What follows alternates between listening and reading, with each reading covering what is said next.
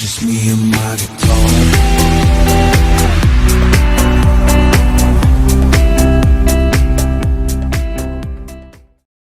Okay guys, we're here down at the weir. This isn't a weir, this is like a little offshoot from the main river itself. A few little mallards swimming around there. So we're going to go now and we're going to go and have a look at the this little hydro plant, which is really interesting.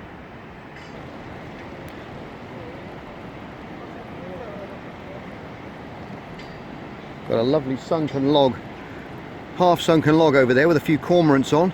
The scourge of ponds, little monkeys nicking all their nicking all your fish out your ponds, but it's what they were putting the earth to do. So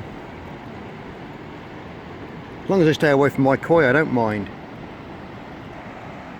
Here's the new hydro plant there. It's all been done up in a nice slate, which is really attractive, better than the other building that was there before. And the other side of that, which we'll walk around now and have a look at, it's got the Archimedes screws in. Now, one of those buildings there has actually got a salmon trap in it, which they tag and release salmon in on a regular basis. And we'll have a look down there now. Yeah, they put a little boom across here now, so it stops all the debris which comes through here.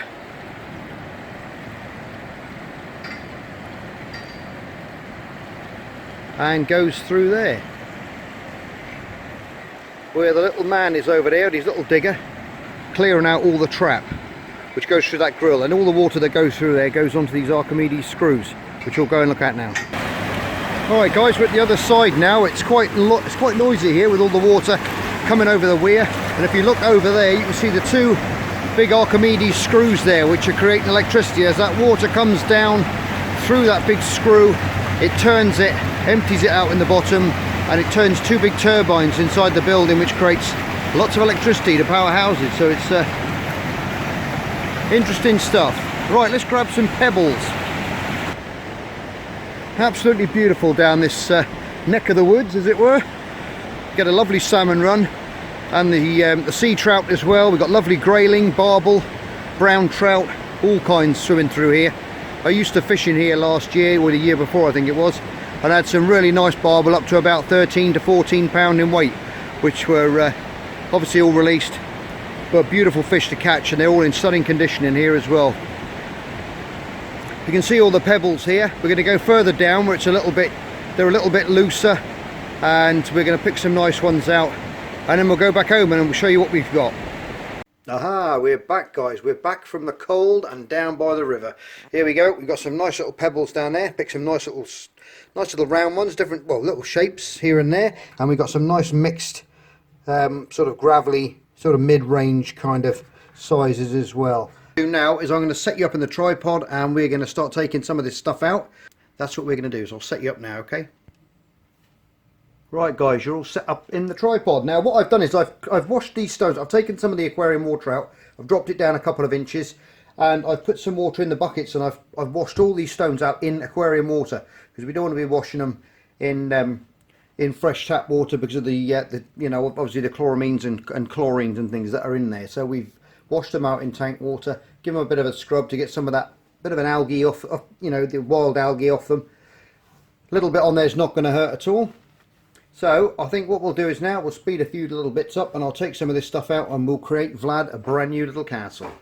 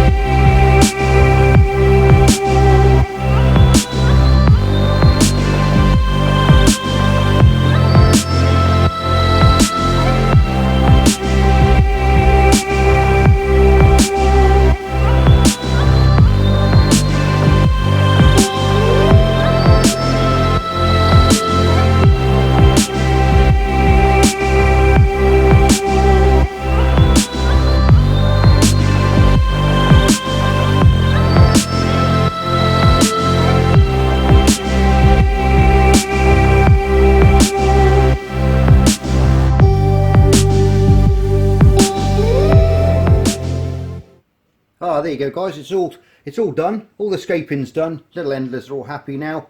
We've put in a couple of different plants in there. Some Echinodorus, which you can see at the back there with the red leaves.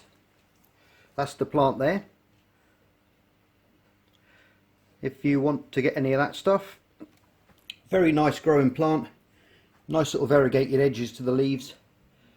Over here as well, we've got some Amazon swords in the corner there. They grow quite nicely, quite quickly. And we've got an Anubias down this end, which is a low light. We want to keep this quite dim. That's why I've got this little Arcadia light at the top, because it's not that strong, because they don't like really bright lights. Now, if you look on the left hand side there, I've made him a little cave, which he's gone into, unless he's gone in behind it. I don't know where he's gone at the moment. He's in there somewhere though, guys, don't worry. But yes, what we've done is I've put the power head now. I'll just level you up a bit there. I've actually put the power head right at the back there. Now if you see the leaves are going backwards and forwards like that, I'll explain it, I'll show you it in a little while. But this power head's got a wave function on it, and it will suck the fan starts and stops, and it creates a wave throughout the tank.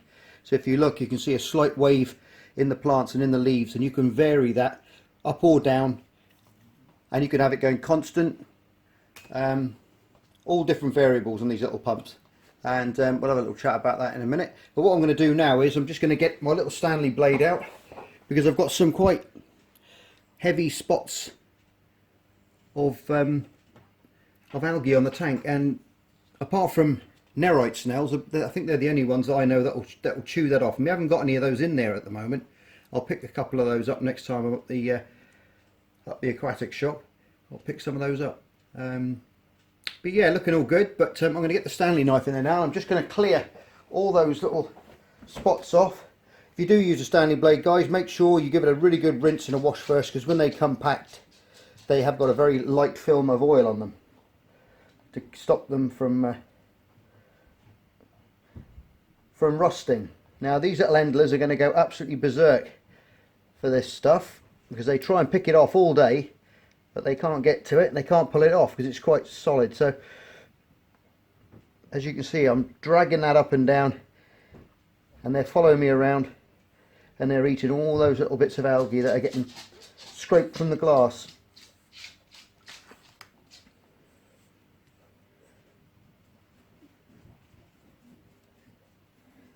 It doesn't take long to do this with a nice new blade, and you really do give the tank a good scraping, especially around the top of the tank as well, where you get that build up of minerals on the top of the glass.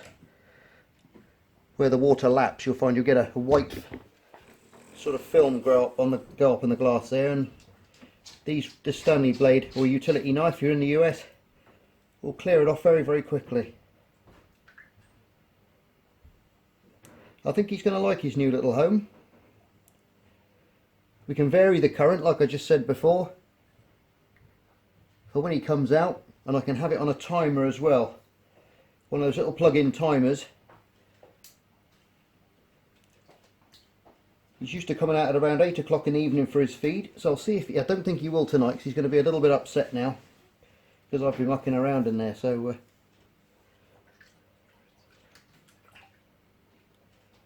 but we're nearly there, and when that clears, which won't take long, it'll only be a couple of hours,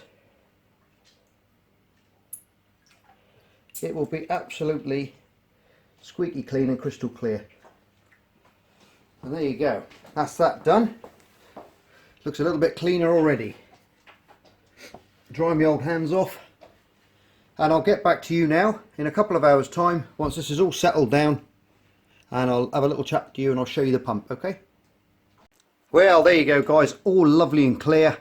2 hours later, got a little bit of Java moss there clinging onto the back wall, which I think I might leave there, because leave that grow. And all the little endlers now are picking away. Everyone's happy. Vlad's in his new little castle there in the corner, sulking because I've been messing about in his tank, but I'm sure he'll be a lot better off for it. Anyway, this is what I was going to show you anyway, the little pump. This is the control unit for it. Now they're made by Jabo, or now I think now they're known J-Cod is the name for them now. And they're a little multifunctional wave maker. Now It's on full blast at the moment because I was obviously pushing it around to clear all the water so you guys could see it, and the more obviously it's going to stir up any detritus in amongst this and suck it out through the grill at the top left hand corner there, as you can see. But it's got lots of nice little features on this as well. You've got it's an actual, I think it's their Wi-Fi as well, and you can lock them out. I never use that button, to be honest. It's got a midnight setting as well, or a moonlight setting, which is on there. So if I hold down that button there, you see that little orange light come on. Now what happens is, it's got a little light sensor there. Like the lights go out at night, it's on full flow at the moment. And then you cover that light sensor, and there you go. It cuts the power right down to number 1, which is a very, very low flow of an evening time. And then when the morning comes on again, the lights come on. It goes straight back up to the speed that you set it at, which can be anything. You can just click it and it goes down in increments all the way to number 1, and then back up again to flat out. And I think this one's an MP10, so it's one of the smallest nano ones you can get. Now if you do put one of these in your tank, guys, you've got to be really careful, because I've hidden it behind the plant there, and if you look them up you can see with that. I'm not going to disturb the tank now, but you've got to be really careful obviously with small fish in there and everything else, because it sucks through a grill. Now what I would do is get some a piece of either a net, an old net if you've got an old net, or a media bag, and cover that, a black media bag over it, and maybe put some little cable ties in there. Otherwise your fish go near it, they're going to get sucked through it, and it's going to kill them, and you don't want that, your fish getting injured. So make sure, or your shrimps, anything, it will suck them in, so make sure you get that covered up. That's really important. Okay, that one's been done already, and it's hiding there. Now this has also got a wave action on it as well. You set the mode, and we're on high at the moment, but if I put it on wave 1, now you see the plants in the back start to go backwards and forwards, you see. I'm not sure if you can hear that pump, but basically that's going on, off, just like that, repetition like that all the time. Now you can have that as high or low as you want, and that will create a wave action across the tank, and that will lift all the detritus out from in amongst the rocks up into the water column, and then it will be sucked out from the filter. And you haven't got to have it on all the time. You can have it on periodically, or you can have it on, that's a different wave pattern. You can have it, you can turn it on this dial here as fast or as slow as you like. So instead of going bzz, like that, it'll go bip, bip, bip, bip, bip, bip. It'll do it a lot. Did you like the sound effects? That's the way it goes. Really interesting little pumps, really good, and they're not that expensive now. You can pick these up second hand if you don't want to spend, you know, 40-50 quid on one. But I had these in my little nano tanks when I was breeding clownfish, and as little circulators in various other coral reef tanks I had when I was breeding coral. So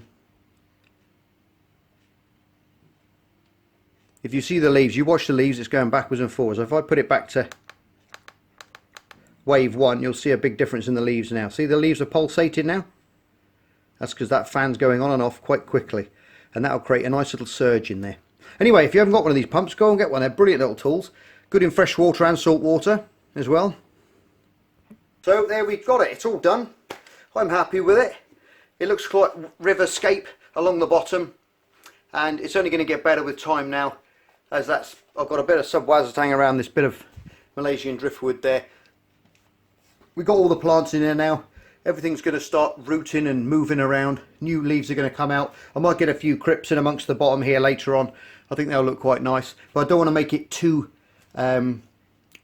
cluttered for him, because he's a big clumsy oaf, and he has trouble moving around as it is, so I don't want to impede his movements in any way. And I think it's turned out not too bad. Might not be not everyone's taste, I know, but it's the way I've got to look at it every day in my living room. So and I love watching him come out at night and feed, and hopefully he'll come out at 8 o'clock tonight. He normally does in clockwork. Like I said before, he's been messed around a bit, so I doubt if he will come out this evening. So anyway guys, thanks for watching that video. I hope you enjoyed it. As always, you're all stars. Love you all. If you're new to the channel, hit that subscribe button and that notification bell for upcoming videos. And leave any comments you want in the box. I'll get back to you. Always reply to people if if you send me a message. And as always, you're all stars. Love you all. Take care. And I'll see you on the next edition of Mark's Aquatics. Bye for now. Just me and my guitar.